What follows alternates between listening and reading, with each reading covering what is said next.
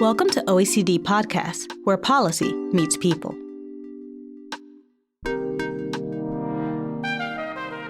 How, where, and for how long we work is changing rapidly, bringing opportunities but also challenges.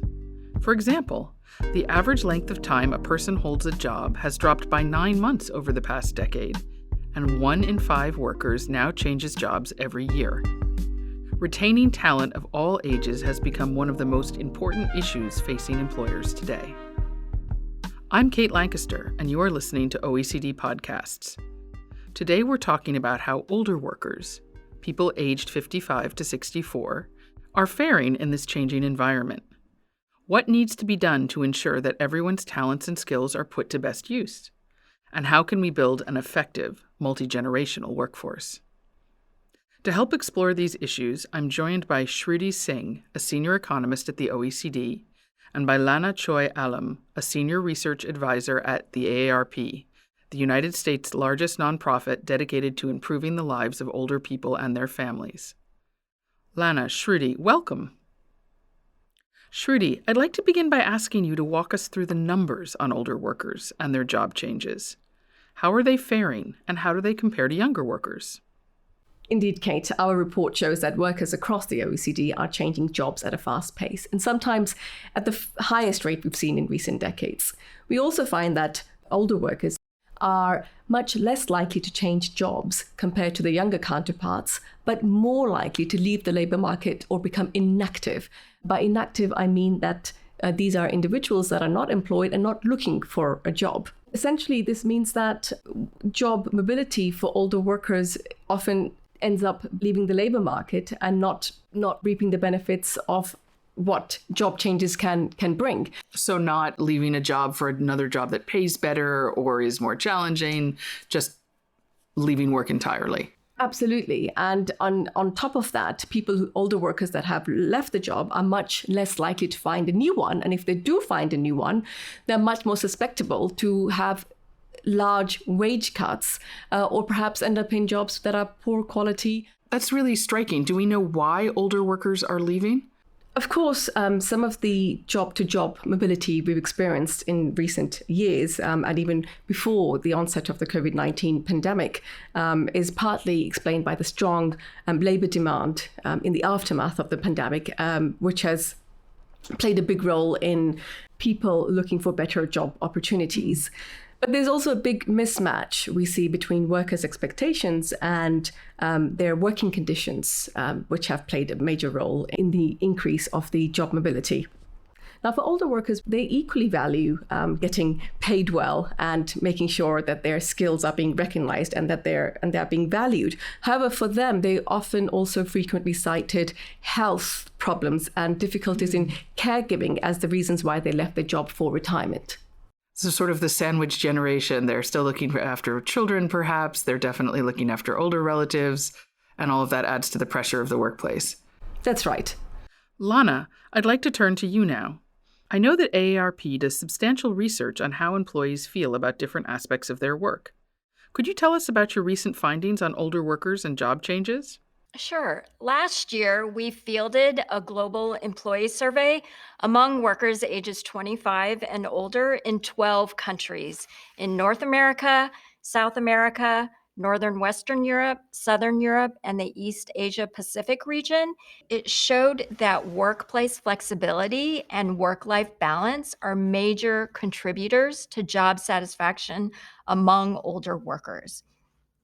To illustrate that, over 3 in 5 workers say they are satisfied or extremely satisfied with their job, and that satisfaction increases to over 3 in 4 older workers who say they have flexibility in their job and for those whose job allows them to maintain a good work-life balance.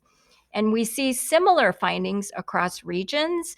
Job satisfaction is highest among older workers who have good work-life balance in South America, in North America, and Northern Western Europe. These changing expectations around work have led workers to make job changes that have had a positive impact on work-life balance. We also found that workplace environment contributes to job satisfaction. Older workers who work in a multi-generational work environment are more likely to be satisfied with their job than the total population of older workers. And we found the same with younger workers. Flexibility, work-life balance, a multi-generational workplace. So I'm hearing that these are things that both older and younger workers value and which may drive their job change choices. But Shruti, you were saying earlier that it's often difficult for older workers to find a new job, that they more often end up leaving the workforce? There's a lot of evidence from the OECD and other research that shows that older people, when losing a job, at the age of 50 or 55, it's absolutely impossible to get them back to the labor market. And that's partly because there are huge amount of age discrimination and stereotypes, but also it's often related to the fact that employers often underinvest in their skills and training, which makes it difficult for some older workers to find a new job. They don't have the right skills that the labor market's now looking for. That's right. So it's a bit of a chicken and egg, because we need to make sure that we invest in workers' skills and to make sure that we give them the right sort of training to maintain their current jobs, but also transition to new jobs. But at the same time, there's a fear that older people will leave the labor market early on. So a lot of employers don't end up investing in their skills and training, which means that when they do lose a job, they're not able to find a new one. Well, I can understand people wanting to leave jobs that are unrewarding, whether in terms of wages or purpose. And I can also, when I think about it, really understand why people leave a job for health reasons or family reasons. So why don't we just accept that? Why is it important to keep older workers on the job? That's a very good point, Kate. But let me be clear that job mobility, as you say, is a natural phenomenon in the labor market. For employers, it's a source of productivity growth, and for workers, it means better wages and career progression. However, we're talking here about high or unwanted or excessive turnover, which can have serious consequences on employers, governments, and workers. So for business, it can lead to higher staff costs in terms of recruiting more staff, etc. But also it's vital to help companies to retain older staff when they can continue to work, to help them address challenges related to population aging. We know that population aging is going to limit the new talent into the labor market, the inflow of new talent for employers. Therefore, employers really must do more to retain the talent of older workers. And what about the economic cost of such turnover? Well, all of this has major consequences. If we're talking about loss of productivity for employers or older workers ending up leaving their jobs and having to rely on perhaps welfare benefits or unemployment benefits, early retirement schemes, this all counts towards public finances and makes it more expensive to keep everything going. In fact, keeping workers on the job is beneficial for them. They're employed, they have a job. But can you tell us a little bit more about how they contribute to the company? You've mentioned productivity and inclusiveness. Can you go a little deeper there? How do they improve productivity? How do they improve inclusiveness? Well, our previous report on promoting an age-inclusive workforce showed the clear benefits of keeping the skills and talents of older workers. What we found there was that companies that are able to use the skills of older workers and younger workers perform better and have higher productivity rates compared to firms that either perhaps might employ too many older workers or too few older workers. So the magic is in the mix here, and can be beneficial in reducing some of the stereotypes that we experience at the workplace against different generations. Let's shift gears now and talk about age discrimination and the impact that it has on older workers. I know this is an area that AARP cares a great deal about. What does your research show, Lona? Age discrimination is definitely a concern for older workers and job seekers. People are living longer, people are working longer, and experienced workers bring expertise, they bring maturity, and they bring diverse perspectives. Yet, these negative stereotypes and outdated assumptions mean that older workers and job seekers are often treated unfairly. In what ways exactly? Can you give us some data and examples? In a global employer survey that we fielded back in 2020, we found that over half of global executives surveyed do not include age in a diversity and inclusion policy, meaning there's more work to be done to maximize diversity, equity, and inclusion in the workplace. Let me give you an example of how age discrimination shows up in the workplace. We recently conducted a study in the US and found that among those who have experienced some type of age discrimination, 22% of workers say they have been passed up for a promotion or a chance to get ahead because of their age.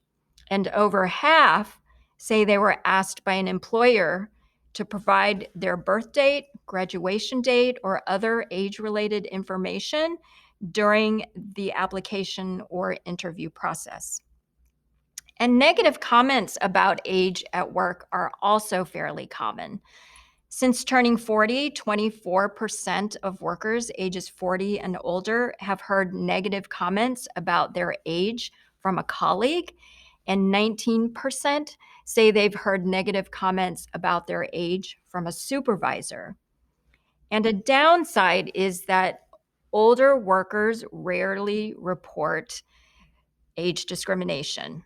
We found that only 13% of workers ages 40 and older made a complaint to a supervisor, a human resources representative, another organization or government agency about age discrimination that they have seen or experienced in the workplace. That's disheartening, to say the least. So let's talk about solutions. Shruti, what can employers and governments do to make a multi-generational workforce a reality? So our report shows that employers, as well as governments and all stakeholders, really must take action on three fronts. First of all, we really need to make sure that we give workers better working conditions and improve their job quality. So let me give you a couple of examples here. So for instance, Austria and Estonia are allowing older workers to combine their labor income with pension income, which really incentivizes older workers to stay longer in the labor market. The second area for action is to promote good health. We all know that good health is vital for working longer. We need to be fit to be able to stay and do our jobs. Again, a lot of progress in terms of what governments are doing to make sure that we can improve the health of workers and ensuring that work or bad quality jobs are not detrimental to people's health and well-being. So here I have an example from Japan where the government is providing financial support, especially to SMEs. As we know, SMEs don't have the right sort of resources and perhaps the knowledge or might be constrained in terms of how to support their workers. So to help them specifically, they give them a subsidy of about $900 to offer their employees a required stress check. And third, workers must continuously upgrade or expand their skills over the life course. It's really important that we all recognize the skills and knowledge that older workers have acquired during their time with a specific employer. It's interesting, this last point you're talking about. It makes me think, for example, of France's training accounts for workers, where people receive some money each year to take training, to invest in their skills. That's right. I mean, France, among a lot of other countries, have similar programs. I think one of the key issues we find is that sometimes some of these programs can be very cumbersome. Employers don't have the right sort of skills to how to recognize these skills. It can take a lot of time for employers to sit down with their employees and document all the skills they might have acquired. So we need to make sure that there's less red tape, that we give employers the right sort of training to make use of such programs. So training for workers and training for the employers, in fact. Absolutely. I think we cannot take it for granted that employers know how to do these things, especially when it comes to SMEs, as I mentioned earlier. So there's definitely a role for public policy to support employers in this regard, to make sure that employers also recognize the benefits of upskilling and reskilling across all ages. Lona, can you tell us more about what firms can do to help retain talent at all ages? Well, as you well know, the number of older workers is projected to grow significantly over the next decade, and understanding older workers' needs and concerns benefits both workers and employers. And it's important for companies to recognize the need to include age in their diversity, equity, and inclusion policies. This is an important step forward. And how is AARP supporting this? I understand you have a program to help employers address this issue? The Living, Learning, and Earning Longer Collaborative, or LLEL, is a thought leadership exchange organized by AARP in partnership with the World Economic Forum and the OECD. It began in 2019 with a series of roundtables in New York, Singapore, and Paris. And over time, it evolved into this virtual collaborative of employers, including companies like CVS Health, Hilton, AIG, Bank of America, and over 100 other leading companies. And it brings together employers on a quarterly basis for open dialogue and learning to focus on pressing issues impacting employers. And topics include supporting a multi-generational workforce, retaining talent of all ages, and also sharing inclusive workforce practices, all in the context of a changing labor market. Well, I would imagine that education is indeed important for building this inclusive, multi-generational workplace we've been talking about. So I'd like to hear more about how AARP is working with firms on topics like investing in lifelong learning or upskilling older workers. Older workers are a really proactive group that's not just sitting on the sidelines. They want to make the most out of their careers. The top reason for accepting a new job is the opportunity to use their skills and talents. Older workers want to feel useful and they want to feel valued. With this in mind, AARP has an employer pledge program that recognizes the value of experienced workers. Organizations in the US who are committed to an age-diverse workforce can sign the pledge. And nationally, we've seen an increased interest from employers in hiring older workers. Over 2,500 companies have signed up to the AARP Employer Pledge since 2012. And from 2021 to 2022, the number of organizations that signed the pledge increased by 122%. Congratulations. This growth is a really good indicator that many companies are increasingly looking to hire older workers. Employers have an important role to support workers of all ages and through all life stages in accessing the necessary skills and supports that allows them to remain employable over their lifetime. So, Shruti, to turn back to you, could you tell us more about OECD findings in this area? What do we know about who gets training, how much training they get, how it's working?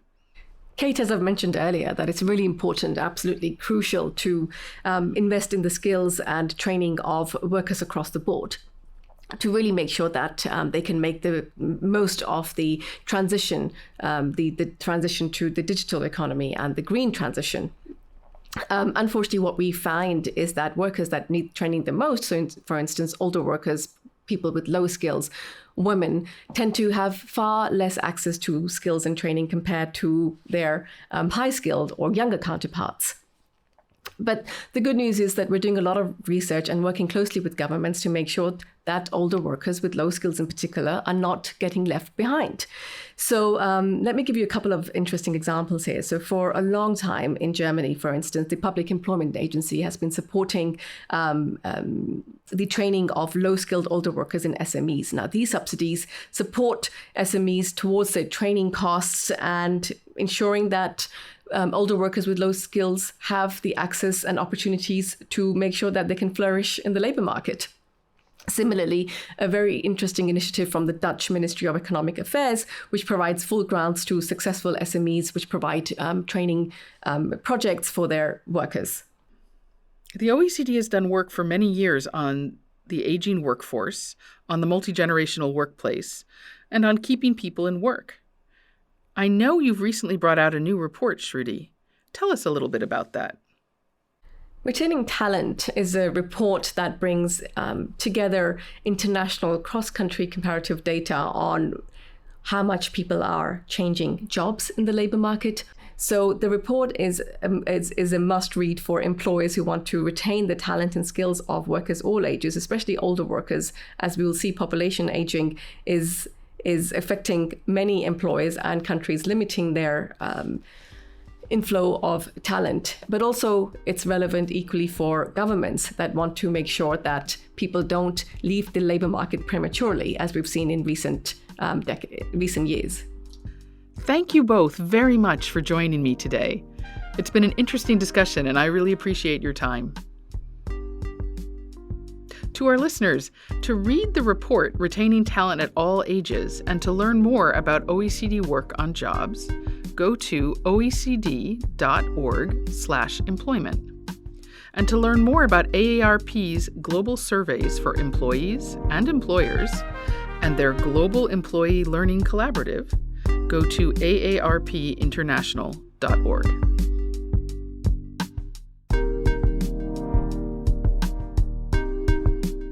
To listen to other OECD podcasts, find us on iTunes, Spotify, Google Podcasts, and SoundCloud.com/OECD.